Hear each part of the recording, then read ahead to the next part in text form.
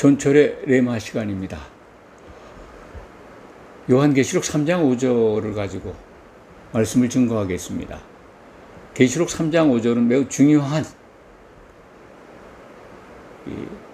믿음의 결과에 대한 힌트를 우리에게 주고 있습니다.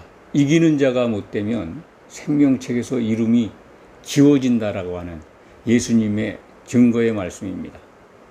이기는 자는 이와 같이 흰옷을 입을 것이요. 흰옷 입는 것, 그 세마포 옷을 함께 입는 것, 그것이 우리가 바라볼 믿음의 궁극적인 목적입니다. 한 세마포 옷을 이기는 자들이 함께 입습니다. 각자 세마포 옷을 입는다고 생각할 수도 있습니다만 성경은 한 세마포 옷을 함께 입고 한 신부로 등장합니다. 그것을 꼭 기억하시기 바랍니다. 그렇게 흰옷을 입히고 그리고 생명책에서 결코 이름을 지우지 않는다.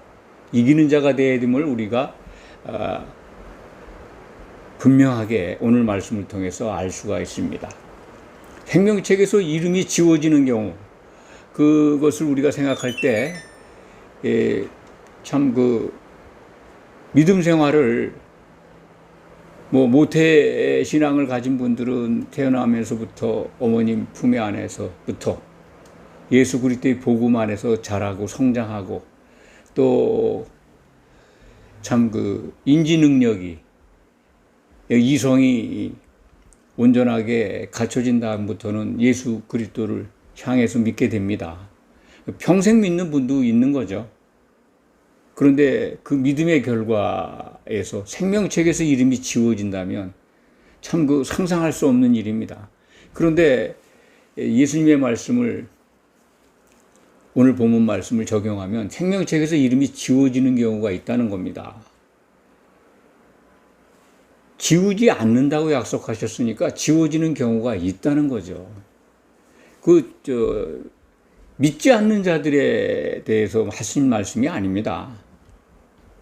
이 말씀은 정말 기독인들에게 주신 말씀입니다.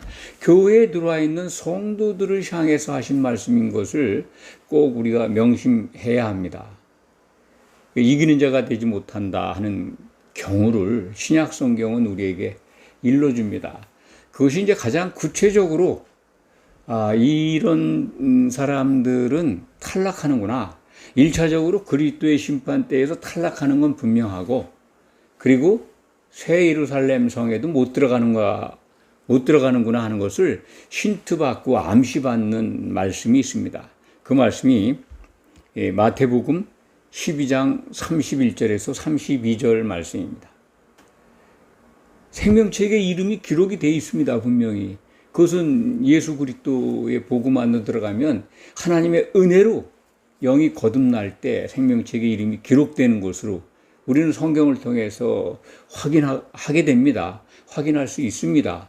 그런데 마태복음 12장 31절 32절에 기록된 말씀을 보면 오는 세상, 지금 세상, 이 세상뿐만 아니라 오는 세상에서도 용서받지 못하는 죄에 대해서 예수님이 설명하고 있습니다. 그것은 성령 모독죄, 성령 거역죄로 우리가 이렇게 요약할 수가 있습니다. 성령을 모독하는 사람, 기독인들이죠. 성령을 거역하는 사람. 성경에 기록된 말씀의 1차적인 대상은 교회에 들어와 있는 성도들을 향해서 주신 말씀으로 이렇게 받아주시기 바랍니다. 교회 밖 사람들에 대해서는 관심이 없어요. 성경은. 교회에 들어와 있는 분들에게 깨어서 이 말씀을 주목해서 보고 이기는 자 되라고 하신 그러한 이 말씀이 신약 성경입니다. 신약 성경은 예수님이 사도들을 통해서 주신 참 우리가 이기는 자 되기를 원하시는 아버지의 뜻이 담긴 책입니다. 그런데 성령을 모독하거나 성령을 거역하면 이 세상과 오는 세상에서도 용서받지 못한다. 이 말씀 속에는 오는 세상이 이제 그리스도의 나라, 천년의 시간이죠. 예수님과 혼인 생활하는 시간으로 1차적으로 그렇게 이 성경을 통해서 우리는 배우게 되는데, 물론 새 예루살렘 성에 들어가서도 그분의 처소가 되고 있으니까, 하나님의 장막을 우리가 이루고 있으니까 한 몸을 이루어서 사는 겁니다. 세세무궁 사는 생이 있습니다. 그러니까 그리스도의 나라뿐만 아니라 새 예루살렘 도성에서의 삶까지 오는 세상으로 본다면 생명책에서 이름이 지어지는 죄가 성령 모독죄, 성령 거역죄입니다. 이것을 우리가 놓쳐서는 안 됩니다. 그 불못에 던져진다는 뜻인데요.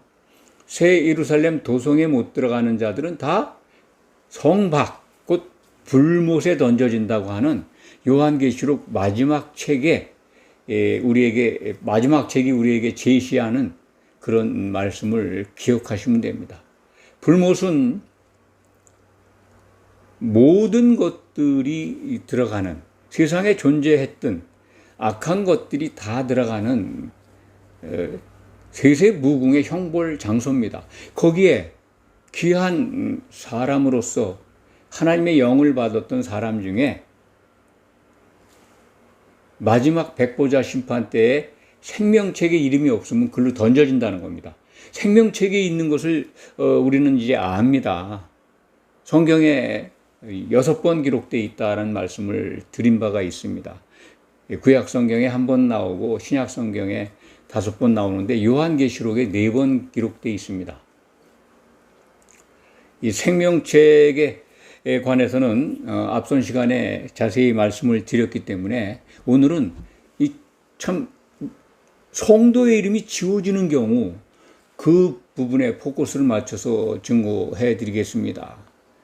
생명책에서 이름이 지워지는 경우, 물론 정확하게 이런 경우 저런 경우 이렇게 돼 있지 이렇게 기록된 말씀은 없습니다만, 마태복음 제가 조금 전에 소개해드린 마태복음 12장 31절 32절에 오는 세상에서도 용서 못 받는다, 그 말을 적용하면 지워지는 자들은 성령을 모독한 자들이다, 성령을 거역한 죄를 범한 자들이다. 거기에 해당되는 사례가 이 불못에 미리 던져지는 걸 보여주는 그런 말씀이 요한계시록에 기록되어 있습니다. 1차적으로는 거짓 선지자하고 짐승이 불못에 던져진다고 그렇게 성경은 우리에게 일러줍니다. 그리고 세 번째 들어가는 게 마귀예요. 마귀는 무저갱에 들어갔다가 천년왕국이 끝난 다음에 다시 한번 그들이 이제 결집을 하게 합니다. 천년왕국 기간 동안에 땅에서, 세상에서 생활을 누렸던 백성들을 다시 연단합니다. 마귀를 풀어서. 그들은 그러니까 마귀와 그 수졸들은 무저갱에 들어가 있다가 다시 나오는데, 나중에 이제 예수님이 이 마지막 그들을 잡아가지고 불못에 던지죠.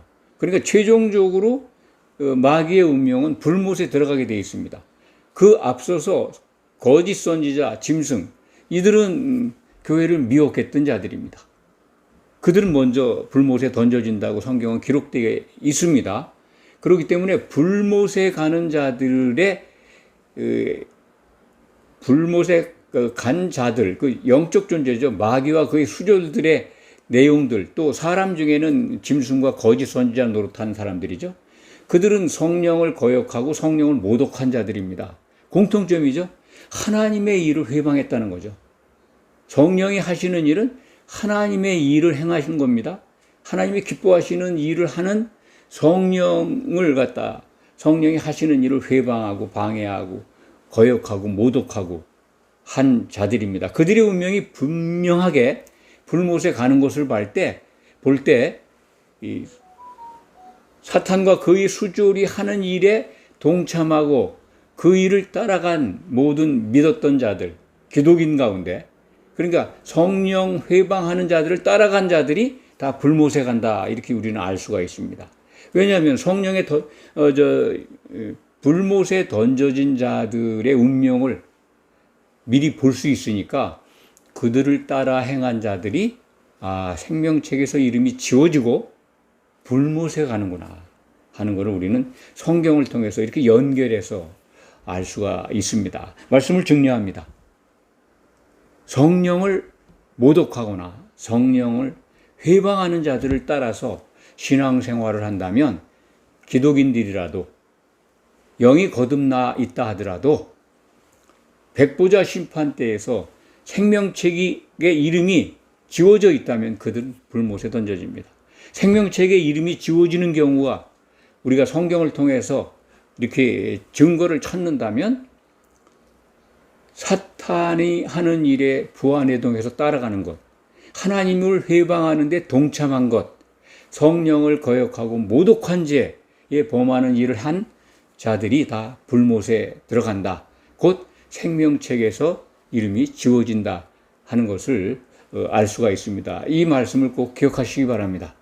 기도하겠습니다.